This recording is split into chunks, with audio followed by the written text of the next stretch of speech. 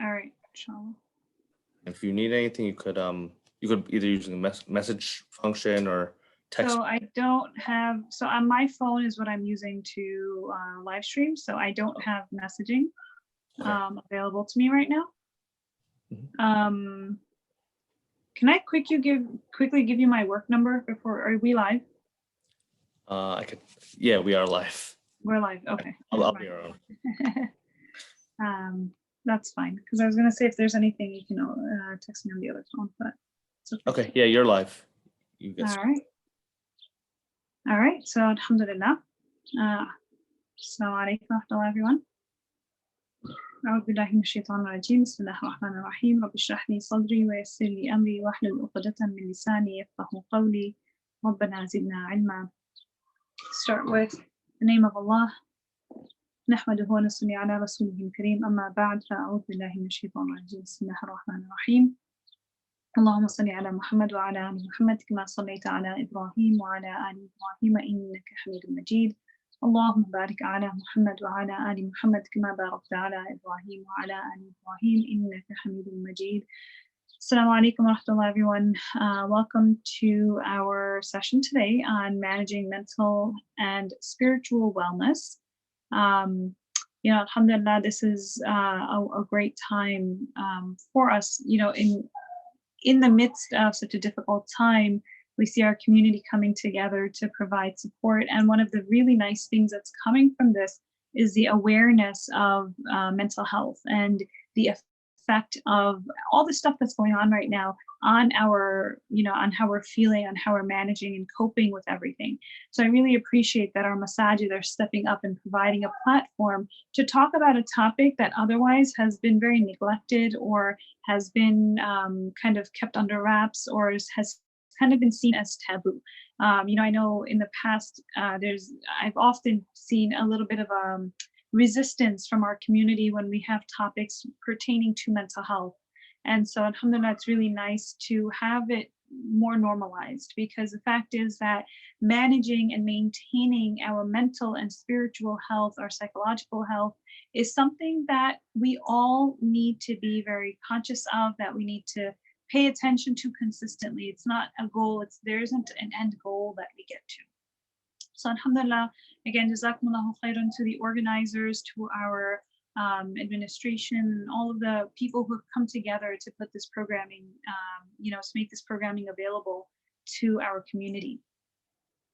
So let's talk a little bit about this idea of wellness and this idea of, maintaining our psychological and spiritual wellness. What does that all mean? What is it, what does it entail? So the idea of wellness, let's just start by understanding what that is. The idea of wellness is being in a state of good health, right? Wellness is not just the absence of disease. It's not just the absence of illness, but it is the ability to maintain vitality, right? And this is, when we're talking about our religious, our spiritual health also, there is kind of like the bare bones, bare basics, but Ramadan kind of gives us a push. It kind of, catapults us into a state of increasing our wellness when it comes to our spirituality. So this is such a beautiful time for us to be kind of talking about both of these facets, how they go together, how they work together and build on each other, right? The thing about wellness, though, is that it's, as I mentioned, it's something that requires consistency. And that idea of consistency, continuous intentional effort is something that is there in our deen, right? We know that there was a Sahaba who came to the Prophet ﷺ, and he said to him, give me some advice. And after which I won't have to go to anyone else for further, elaboration on this. And the Prophet ﷺ gave him a very simple yet profound statement. He told him, "Qul amantu billah." Say, I have believed in Allah. Fastaqim. Then man becomes steadfast, right? And so it's very simple. It's very, okay, yes, I have this sense of like, I believe in Allah. I have submitted myself to Allah subhanahu wa ta'ala. But, what comes after that is this istiqamah piece. That's the piece that takes us throughout our entire life. And so, the same applies to our mental health, to our psychological health, right? It's that there's this piece of like, okay, I want to get there, but there's no such thing really as an end goal. A lot of times we have, this idea of like, okay, I'm going to get to this point and then I'm going to be good, right? But no matter whether we're talking about physical health or we're talking about mental health or spiritual health, these things all have to be maintained, right? So there's a sense of longevity that we have to be looking at. And so that's the first point that I want us to kind of get started on, in terms of thinking about this, is that yes, Ramadan is here. And alhamdulillah, we're all engaged, maybe very differently than what we're used to, but we're engaged in the worship of Allah subhanahu wa ta'ala. We're engaged in kind of upping our game, so to speak, right? We're doing more, we're praying more, we're maybe reciting more Quran, maybe we're more engaged in charitable acts, right? And so we have that kind of, intensity now, but once Ramadan ends, we don't want our, our fuel to kind of come to an end, right? We want to find a way to stay at it, to keep at it, right? To continue in the resolve, to stay in our iman, to stay within our mental health. And so I want to, talk a little about that, about this idea of how do we remain steadfast? How do we stay the path to wellness, right? And when I say wellness, I want you to really consider all around wellness. I want you to really consider kind of this more encompassing sense, because wellness, again, it's not just one piece. We are whole humans, right? We are whole people made up of our belief in Allah subhanahu wa ta'ala, our iman. We have to feed that, but we can't neglect the parts of us that require health, right? So our food, our exercise, our mental health, all of these things have to be maintained in a balance, right? We know that there was a Sahaba who the Prophet ﷺ went to him and he said, I heard that you stay up all night in prayer and you fast all day. And the man agreed. He said, yes, that's what I do. And the Prophet ﷺ said, no. He told him, like, you have to have a balance, right? You should sleep for a portion of the night and pray for a portion of the night, and you should fast some days and leave some days, right? Islam has given us Ramadan. It's a month of 12 in which we're fasting, right? So Allah subhanahu wa ta'ala has given us this balance that's built into our deen. And so, the Prophet ﷺ tells him, your body has a right on you, right? Your wife has a right on you. These things, these parts of us that sometimes we separate and we compartmentalize our physical health and our mental health and our spiritual health, we end up kind of putting them into boxes, right? And when we do that, we're really doing ourselves a disservice, because when we look at this as a whole picture, it can really enhance our wellness all in all, once, when we bring all of the beautiful facets of these different parts of us together, right? And so the first piece of this, one of the things that we have to kind of keep in mind about this, how, in terms of how we go about it, we have to have a balance, kind of talking about this idea of balance between, hope and fear, right? This is really a sense of hoping, knowing that we're going to get the mercy of Allah subhanahu wa ta'ala. And the Prophet ﷺ said that if the kafir understood the mercy of Allah, they would be hopeful in his mercy, right? Knowing that Allah subhanahu wa ta'ala is there, he's taking care of us, he's going to take care of us, but also knowing that we are very, Allah subhanahu wa ta'ala says, Ya ayyuhan nas antum al-fuqara'u ila Allah. Oh mankind, you are, beggars before Allah subhanahu wa ta'ala. And so it's kind of treading this path towards wellness, treading this path towards continued improvement, in every facet of our being, with the notion, with the understanding that we have the ability to reach an end goal, which is Jannah, inshallah, right? So when I think of goal, I really want you to, when I say the word goal, I want you to think of long-term in terms of Jannah, because again, wellness is not something, once we stagnate, right? When it comes to our spiritual, physical, mental health, once we stagnate, once we stop, then that's just going to lead to decay, right? We know what happens when water is at a standstill, it breeds disease, right? The same thing when the body doesn't move, right? It breeds illness. When our iman, when we kind of stay in the same place, we're not really doing anything to enrich ourselves, to nourish ourselves spiritually, we start to stagnate, right? And we know that there are diseases of the heart, there's jealousy, there's envy, there's hypocrisy. And so we want to stay constant in our efforts for this. And so when we do exert energy, when we do put in this effort, we have to, one of the pieces of staying steadfast, one of the pieces of resilience is to have this expectation, this hope of success, right? Allah subhanahu wa ta'ala has given us, there are numerous ayat in the Quran where Allah subhanahu wa ta'ala talks about the idea of success, right? In Surah Al-Mu'minun, it starts with قَدْ أَفْلَحَ الْمُؤْمِنُونَ. Certainly the believers have succeeded, right? It's a done deal. And then he goes on to explain all the characteristics that the believers have that lead them to success, right? So having that sense of istiqamah, the first piece of it is internal. It's having that hope, having that notion that yes, I am capable of success because Allah subhanahu wa ta'ala has given us this. Allah subhanahu wa ta'ala has told us that we can succeed, knowing that our deeds are not enough, that we are dependent on the mercy of Allah subhanahu wa ta'ala, but at the same time knowing that His mercy is there, right? Allah subhanahu wa ta'ala talks about His mercy more than anything else in the Quran, right? And so we have this sense of, okay, I can succeed. So it builds within us this sense of optimism and self-efficacy, right? This belief that I can do it. Self-esteem. A lot of times, this is where we start where we start stagnating, when we become anxious. Oh, I don't know if I'm doing enough. I don't know if it's ever going to be good enough. I don't know if I am good enough, right? We have these thoughts that sometimes hold us back from achieving our potential.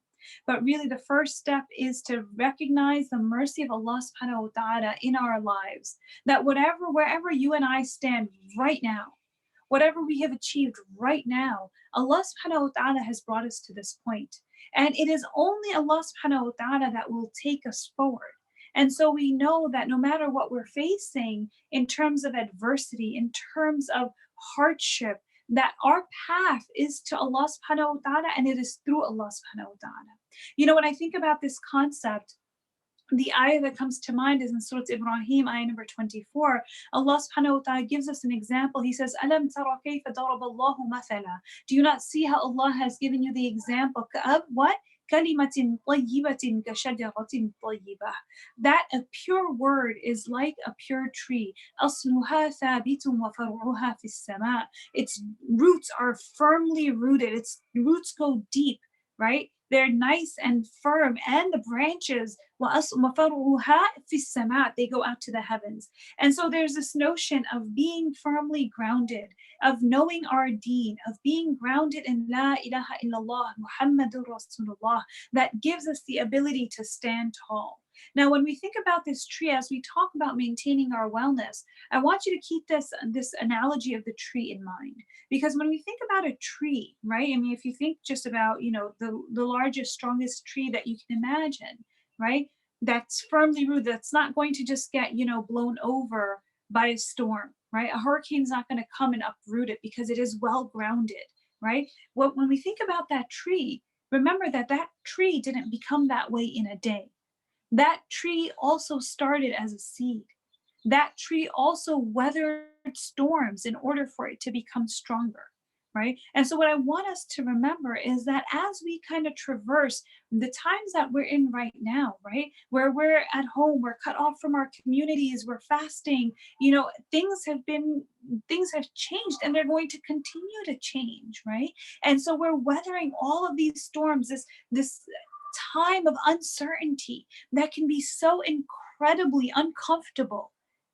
But it is in that discomfort, it is in embracing that uncertainty, it is in weathering that storm that we establish our roots, that we have an opportunity to become more resilient. And so just like this tree, as it's growing, when the storm comes, the tree has to adjust. It doesn't fall over, nor does it break, nor does it become uprooted, but the trunk gets thicker. The roots go deeper. And in response to the storm, this tree can either become uprooted or it can become more deeply rooted, right? And so for us, the idea that I hope to be giving to you is that in weathering any storm, because storms are a part of our life. Difficulties, adversities, heartbreak, all of these things are a part of our life. We are going to go through it. That is, لَقَدْ خَلَقْنَا الْإِنسَانَ فِي كَبَدٍ. Allah subhanahu wa ta'ala says, certainly we have created the human being, insan, in toil, in hardship. That's the name of the game of this life, right? So when we go through it, we have to keep in mind that when we go through it, one side of the hardship, the result is resilience. The other side of hardship is burnout and defeat. How we respond to it is going to determine whether we become resilient or whether we burn out and shrivel up. And so we want to keep this in mind, that over time, this tree develops and the hardships come and maybe it sways, right? But it never falls over. That is where our spiritual wellness comes into play. You know, the story of Ibrahim alayhi salam, when he was being thrown into the fire. You know what the words were that he said? That Allah subhanahu wa ta'ala, he tells us in the Quran in a different context. Allah subhanahu wa ta'ala tells us in the Quran about the people, about the believers, when they're told, إِنَّ النَّاسَ قَدْ جَمَعُوا لَكُمْ فَاخْشَوْهُم, that people are gathering, right? So it's a war and people are gathering against you and you should really be afraid.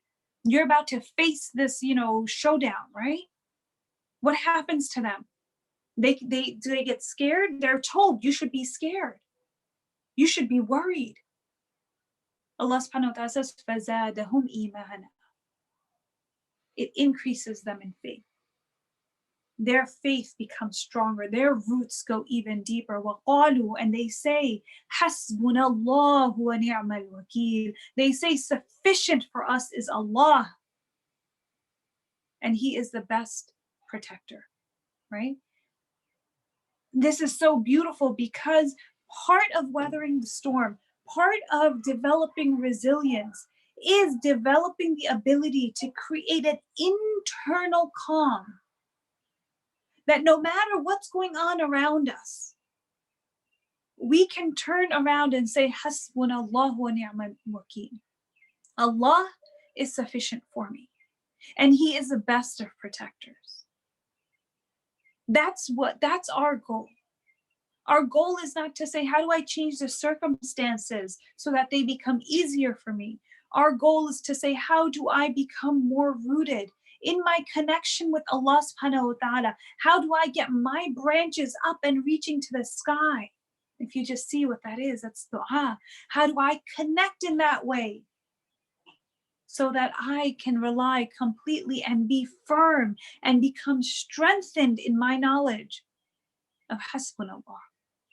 Certainly Allah is sufficient for us. Allah subhanahu wa ta'ala knows what's best for me, even in the midst of hardship.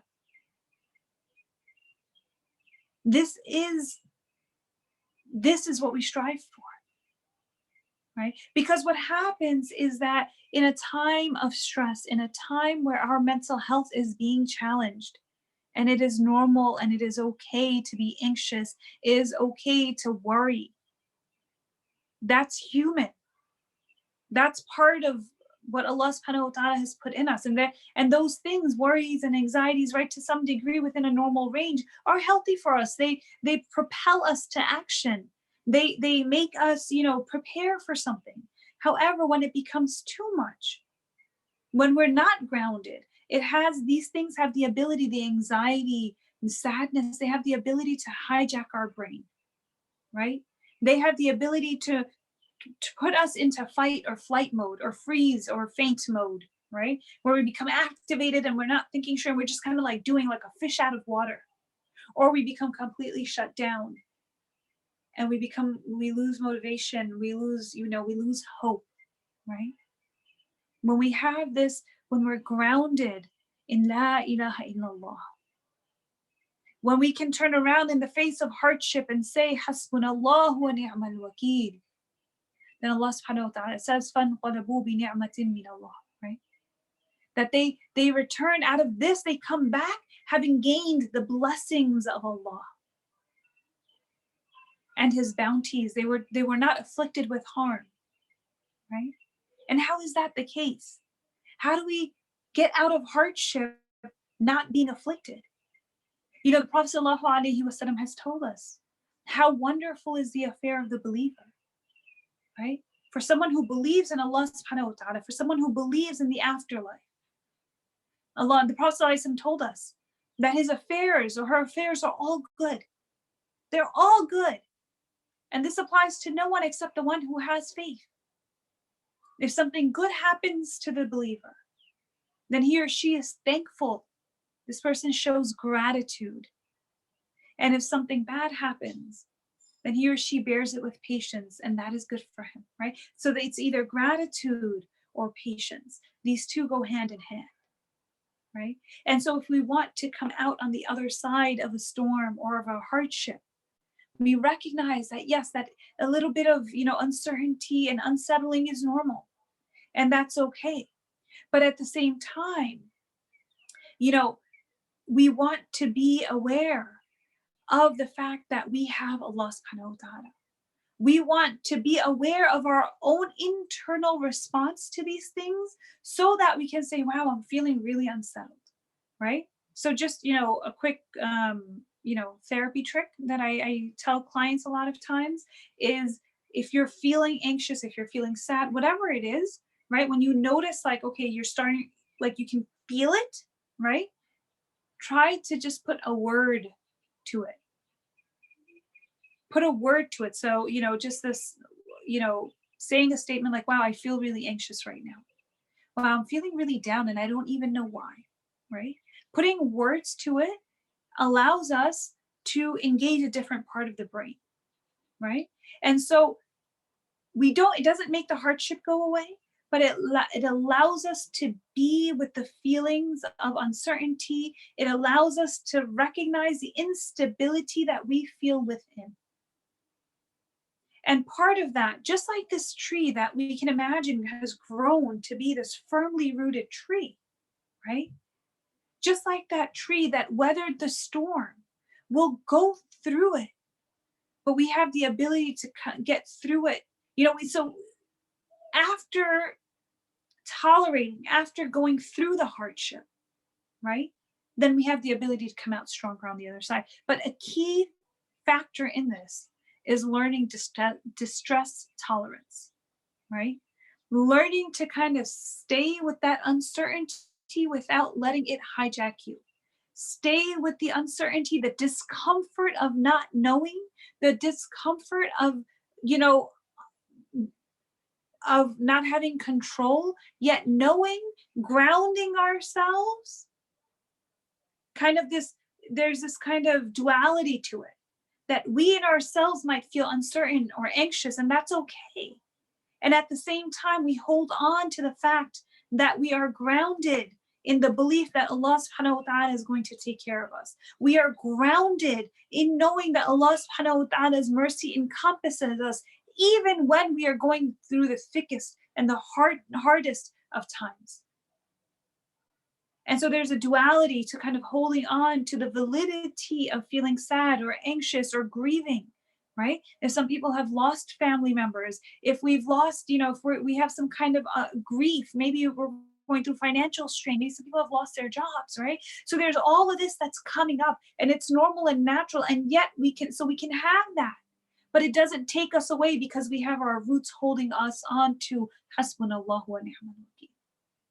Right? And so in order for us to ground our roots deeper, we have to be able to recognize our own selves. We have to understand our own emotional experiences. We have to figure out and pay attention to the things that make us feel unsettled, to the things that bring us up into this area of agitation where we really can't think as clearly, or that bring us down into this feeling of a slump, of lack of motivation, where we feel stuck, right? These are the things that can happen. We have to understand ourselves and know what are the mechanisms that bring me to that point. So once we develop awareness, Once we develop awareness of these things, then we become more capable of taking responsibility for our own self, right? We become more capable of developing responsibility for saying, okay, this is how I feel. These are the things that really bother me. Okay, so, this area of, figuring out what I'm going to do financially is really hard for me. And that brings me a lot of anxiety. I don't know what I'm going to do. Okay, yes, I get that it causes me to almost get hijacked by my anxiety. I know that. So now what can I do about it? When we develop self-awareness, it allows us to then, it makes us capable of taking responsibility. It makes us capable of, self-efficacy, figuring out what we can do, how we can go about it. Do I want to consult somebody? Do I want to maybe speak to a financial planner? Maybe do I need to start looking for new jobs, right? Once we recognize what it is that's happening inside us and why it's happening, we become empowered to act differently rather than becoming hijacked by it, right? Again, grounded in our relationship with Allah subhanahu wa ta'ala. The Prophet sallallahu alaihi wasallam has taught us many du'as. The Quran is filled with many du'as, right? Just this one, if you could just remember this one, Hasbunallahu wa ni'mal wakeel. The power of this du'a, right? I mean, imagine Ibrahim alayhi salam literally being thrown into a fire. And these are the words that he said, and we know what the outcome of that was. Having that tawakkul in Allah subhanahu wa ta'ala, that is the most grounding thing that we can have. What else? How else do we ground ourselves? In our knowledge of Allah subhanahu wa ta'ala. Well, this is the month of Ramadan. And we know that the month of Ramadan is شهر رمضان الذي أنزل فيه القرآن. The month of Ramadan is the one in which the Quran was revealed. Another means of us connecting with Allah subhanahu wa ta'ala, right? Allah subhanahu wa ta'ala's words to us. Allah subhanahu wa ta'ala comforted his messenger sallallahu alaihi wasallam so many times throughout the Quran. And if you connect with the Quran, you'll see that when you open it, you'll find comfort for your own soul. Ibn Taymiyyah has said, I have not seen anything that nourishes the mind and soul, preserves the body, and secures happiness more than continuous reading and contemplation of the Book of Allah. Right? And so when we engage with the Quran, right, the Prophet ﷺ has taught us the du'as where we ask Allah subhanahu wa ta'ala to make the Quran Rabi'a qulubina wa nura sudurina, right? Make the Quran the garden of my life, right? Make it the light of my life, of my heart. Make it the means of expelling sorrow and grief from me, right? And so we turn to the Quran. Allah subhanahu wa ta'ala has given us this tool that we can turn to for comfort, through which Allah subhanahu wa ta'ala's words themselves that Allah subhanahu wa ta'ala has told us become the means of comforting our soul. And so think about, this tree in terms of managing our spiritual and our mental wellness. Think about this tree. Keep that in mind, right? Over time, that this process, it's exactly that. It's a process. It happens over time. It requires getting through storms. It requires becoming more firm in our roots, right? Allah subhanahu wa ta'ala has told us in the Quran about people who worship Allah subhanahu wa ta'ala in times of hardship, right? And some people, and that's not criticized, but then there are other people also Allah subhanahu wa ta'ala tells us about who worship Allah subhanahu wa ta'ala, they get excited when things are easy, right? It becomes kind of like a seesaw, right? That our life circumstances determine how devout we're feeling at a given time. What we really want to do is be that evergreen tree. It's not the circumstances that determine how devout we are, how spiritually connected we are, how much effort we're putting into maintaining our relationship with Allah subhanahu wa ta'ala. We want to be the evergreen tree that has its roots deep no matter what season it is, that gives its fruits. In the ayat of Surah Ibrahim, in the ayah that I mentioned, the next ayah says that تؤتي أكلها كل حين بإذن ربها, right? That this tree gives fruits in every season with the permission of Allah. That's who we want to be, right? Right now, alhamdulillah, it's a beautiful thing that with the certain circumstances right now, with the situation with, with the pandemic and quarantine and all of these things, we're seeing a beautiful side of people. Yes, initially we saw some people reacting very irrationally and hoarding, right? But really what's coming forth now is how people are supporting one another, how people are showing up to help one another, right? And these are trying times. We want to ensure that, yes, if we're engaged in these acts now, wonderful, alhamdulillah, we want to maintain these acts. We want to maintain ourselves as being connected with Allah subhanahu wa ta'ala in the service of people. Allah subhanahu wa ta'ala has told us in the Quran, كُنْتُمْ خَيْرَ أُمَّةٍ أُخْرِجَتْ لِلنَّاسِ. You are the best of people. You have been brought forth for mankind. You are people of service. You are people who are benefactors to humanity. That is our role as Muslims. That's what we do. We show up for people. And in that, we know now, that's part and parcel of who we are. That's what we've been taught as Muslims from day one. But we also know now that there's research that shows, when altruism, doing for other people, right? And meaning having something that you're doing that's bigger than yourself, that these are factors that contribute to a person's, internal sense of happiness, right? And so these are things that we've already been taught. Right? But to maintain our own wellness, number one, we recognize what our internal state is. We become comfortable with the discomfort when things feel unsettled because we're grounded in hasbunallahu wa ni'mal wakeel. So again, there's this duality of what our internal state is, right? So we're talking about creating wellness from the inside and out, right? With both factors. The circumstances we cannot control. We can control how we digest what's going on, right? So just to kind of recap what we've talked about so far, there's that internal sense of knowing ourselves, knowing the things that make us feel unsettled, becoming aware of them so that we can take more responsibility for our own feelings, for how we respond to these things, grounded in La ilaha illallah, grounded in knowing that we are connected to the one who controls everything, the one whose mercy is present for us even when we're going through hardship, the one who we know controls all affairs, the one who we know is sufficient for us. And through that, then we grow. And what is the result of our growth is that we are benefactors to humanity. We are people of service. We are people who do good for others in whatever capacity we are able to. This looks different for all of us, right? For some people, it is, creating, making food packages and delivering it to the needy. For some people, it's giving charity. For some people, it's, participating in terms of their energy and their time and their skills, right? So this will look different, but it's a matter of how can you be of service? What can you contribute? Because you know what? The beautiful thing is that when we contribute, we reap the rewards of that. It might look like I'm giving to someone else, but really what's happening is that I am ending up with so much more, right? And so let's talk a little bit about the practical ways that we can do this, right? This is it's a shift in mindset. That's the first piece of this, right?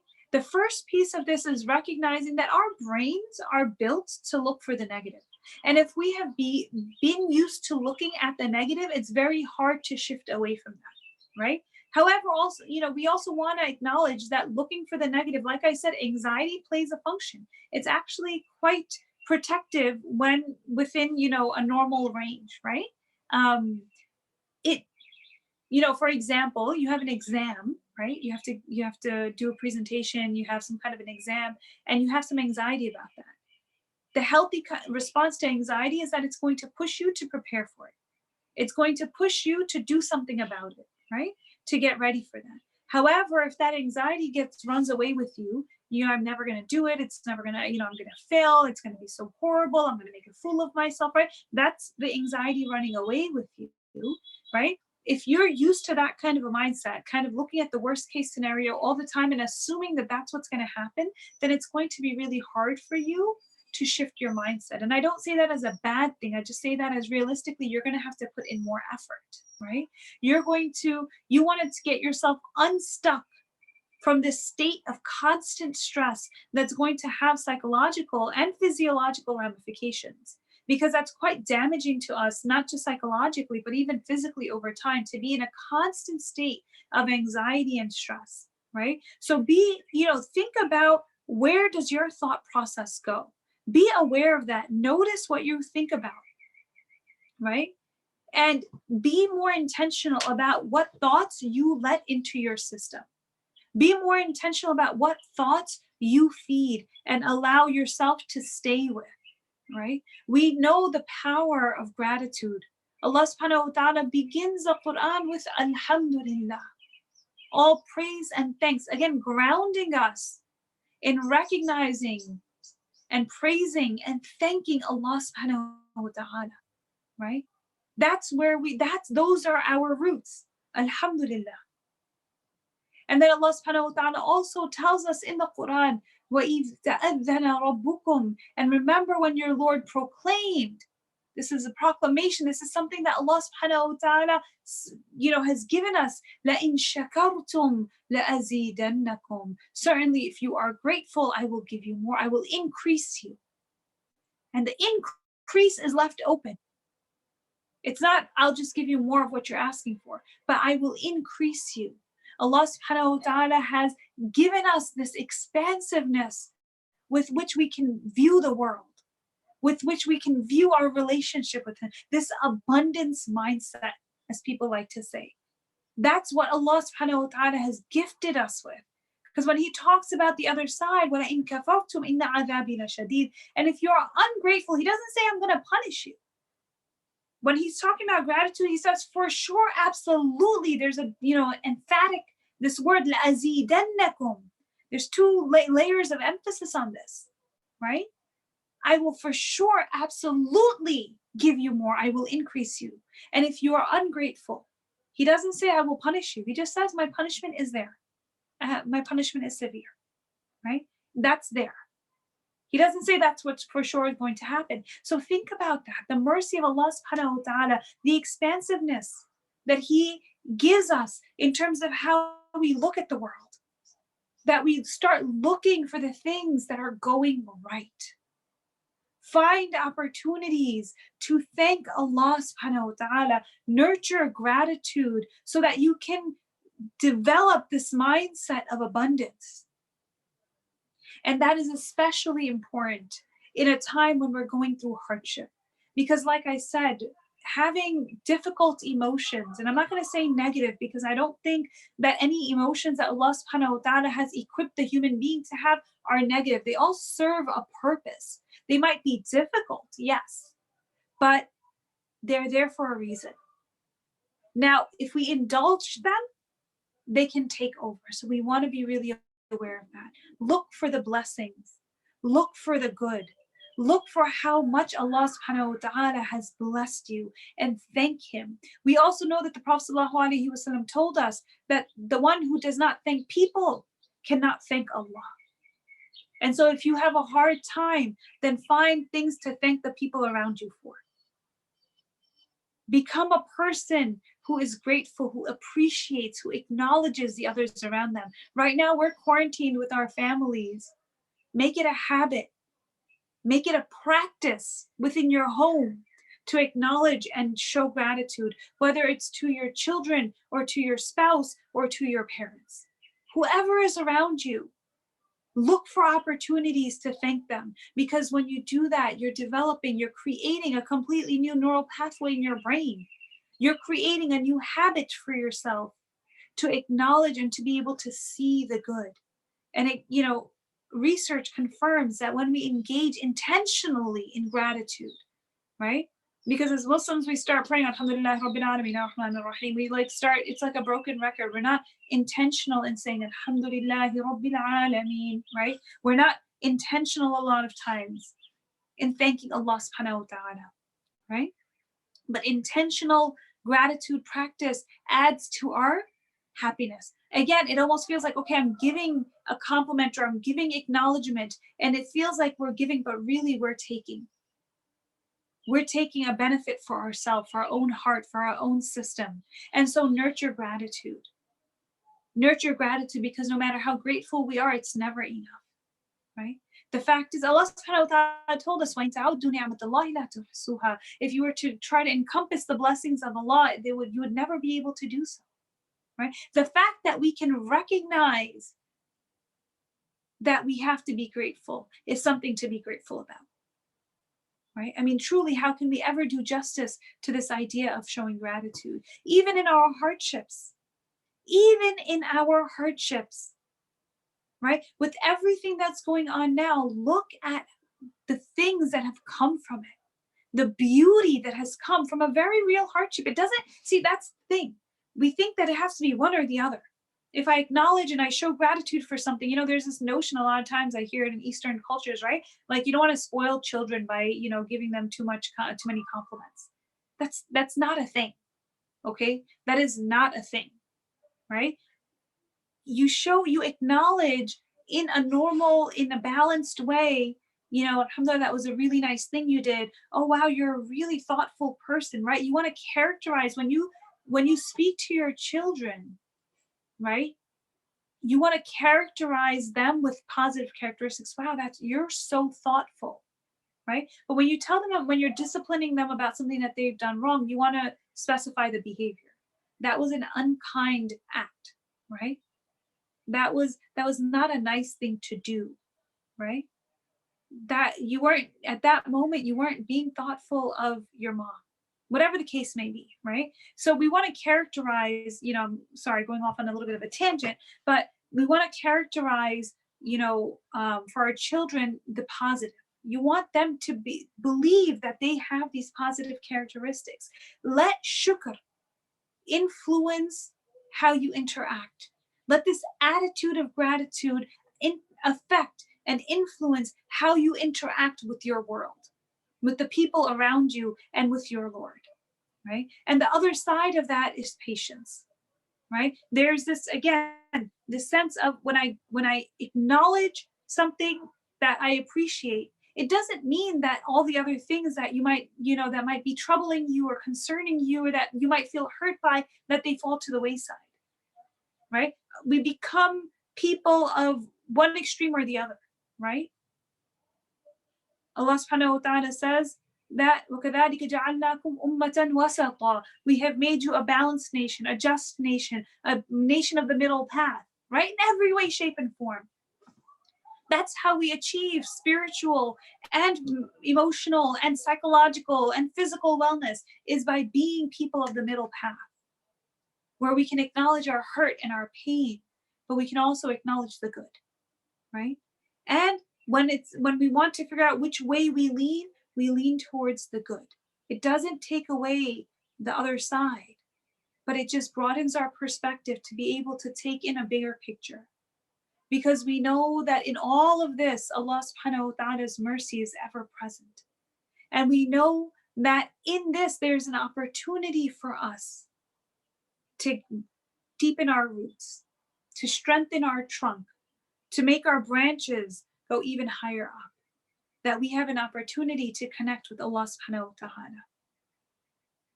The other piece of this is being, knowing our boundaries, right? Remember I said that an important piece of spiritual, psychological wellness is to know ourselves.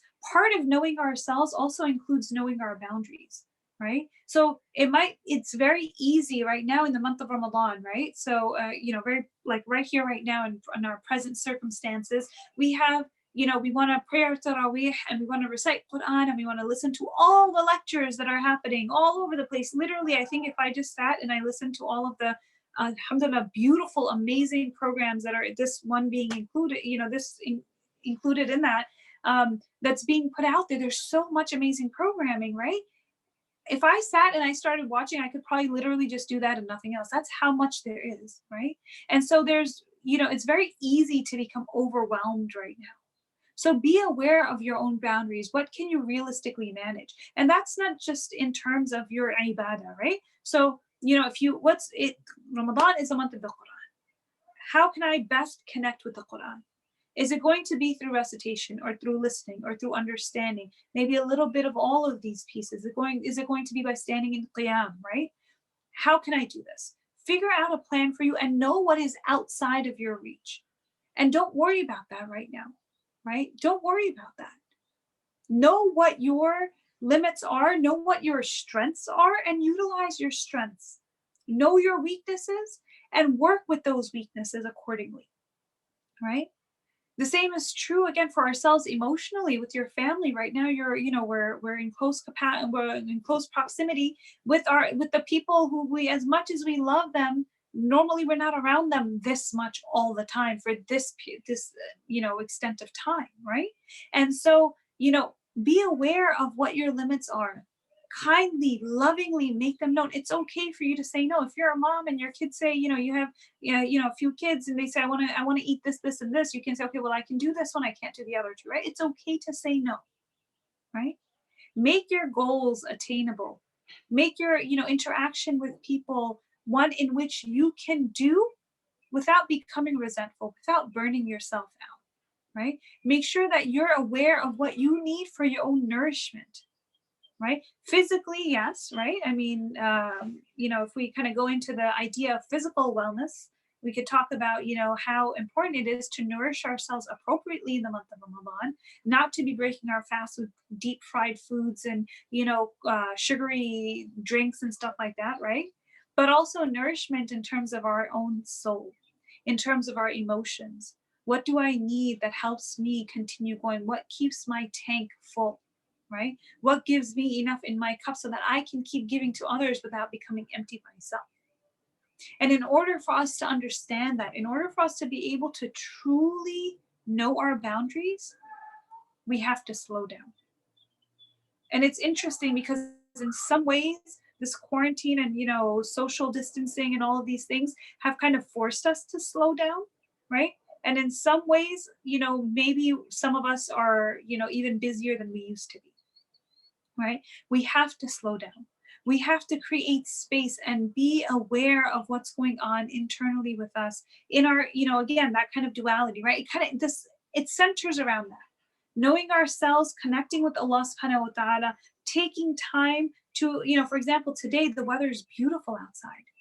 Go just step outside of your home or sit by a window for a few minutes, do some dhikr, right? Connect with nature, slow down a little bit. When you're praying, don't just go to your prayer thinking, okay, I got to finish this. I got to get through it. No, take a breath.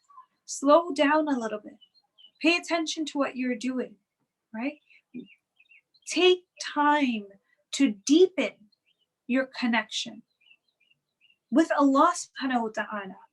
And through Allah subhanahu wa ta'ala, when we do that, we also become more capable of being a little bit more in touch with our own inner workings, because it's so easy. We have so many distractions right now. We have so many things that pull at our attention every which way. Pay attention to what's going on internally. Engage in dhikr intentionally. When you're saying, alhamdulillah, know what you're saying. Connect with this idea of thanking and praising Allah subhanahu wa ta'ala. Thank Him for giving us the words to thank Him. If we just take a moment to sit in the beauty of what is this phrase, alhamdulillah, it can really affect us in a different way than if we're just saying alhamdulillah, alhamdulillah, alhamdulillah, alhamdulillah, right? Don't let your connection with Allah be rote. Don't let it be robotic, on autopilot. No, connect with Allah subhanahu wa ta'ala. Use your sujood. Ground yourself in sujood. And I use this word grounding. It's something that we use in therapy, right? When we talk about actually making physical contact, being aware of my physical presence right now, seeing how my feet, connect with the ground, the support that I have from, against my spine, right? That's grounding, being connected, being aware of my connection in the present moment. What better opportunity for you and I as Muslims, when we are praying, hopefully more than we normally pray, what better opportunity do we have for grounding than when we're in sujood? When we are connected, when our physical body is connected to the earth in the most humbling of fashions, and when we are praising Subhana Rabbiyal A'la, glory be to Allah, the Most High, as we go down to the lowest possible form, that idea, that duality of being connected, rooted down while connecting to the highest of the high. Connect with Allah subhanahu wa ta'ala through your sujood. Know who you're talking to. Connect, know who Allah subhanahu wa ta'ala is. Acknowledge the uncertainty. Acknowledge the discomfort. Your control and my control is limited. But at the end of the day, we stay grounded in knowing that Allah subhanahu wa ta'ala has us. Just like when I stand up with the certainty knowing that I'm not going to sink into the ground, that the earth is holding me up. When I go into sujood, I know that I'm going to connect with the ground. I know that no matter what happens, Allah subhanahu wa ta'ala, just like the ground holds me up, Allah subhanahu wa ta'ala is holding me up in every which way in times that I don't even realize it. We are surrounded by angels, by protective mechanisms that Allah subhanahu wa ta'ala has given to each one of us individually, and then in our surroundings, in our atmosphere, it's mind-boggling if we think about it. So find the balance between being aware of your own uncertainty, acknowledging it, know that you're human, you're going to go through that, but also the calmness in knowing that we're going to put in our efforts. We are going to make our dua, and ultimately, Allah subhanahu wa ta'ala is in control. He is Ar-Rahman and Ar-Rahim. He is in himself merciful. That is who he is. We have to know who Allah subhanahu wa ta'ala is so that we can continue to reap the benefits of our connection with him. If we're not connecting in our prayers, if you're not connecting in your sujood, if you're not connecting with Allah subhanahu wa ta'ala through your dua, perhaps you haven't taken out enough time to know who Allah is. Perhaps those roots need to go a little bit deeper in knowing who Allah subhanahu wa ta'ala is. It might be that you've gone through hard times. It might be that you've seen a lot of difficulty and it's hard to find that grounding. And if that's the case, know that Allah subhanahu wa ta'ala is there for you just like he was there for Ibrahim alayhi salam when he was being thrown into the fire. When he said, Hasbunallah wa ni'mal wakeel. Take baby steps. Know that this is difficult. This is a process. That this is going to take consistent effort. Little steps. Right? We know the Prophet ﷺ taught us that the most beloved deeds to Allah subhanahu wa ta'ala are which ones? The ones that are consistent. Even if they're little. Take those baby steps because the only way to get through any of this is by connecting with Allah subhanahu wa ta'ala. I pray that Allah subhanahu wa ta'ala grants us the healing that we need, that Allah subhanahu wa ta'ala grants us the ease and the ability to find stability in all of the hardships that are there, in the feelings of being unsettled. May Allah subhanahu wa ta'ala make us amongst those who truly, truly with yaqeen can say, Hasbunallah wa ni'mal wakeel. And may Allah subhanahu wa ta'ala make us amongst those who know him, who turn to him, who find comfort in him. May Allah subhanahu wa ta'ala grant us acceptance for all of our efforts during this beautiful month and grant us consistency after this month is over. May Allah subhanahu wa ta'ala grant all of us whatever our hearts are asking for and yearning for those who have lost loved ones. May Allah subhanahu wa ta'ala grant ease to your hearts, and may Allah subhanahu wa ta'ala connect us all together in Jannatul Firdaus. سبحانك اللهم وبحمدك أشهد أن لا إله إلا أنت أستغفرك وأتوب إليه. سبحان ربك رب العزة عما يصفون وسلام على المرسلين والحمد لله رب العالمين. جزاكم الله خيرا والسلام عليكم ورحمة الله وبركاته.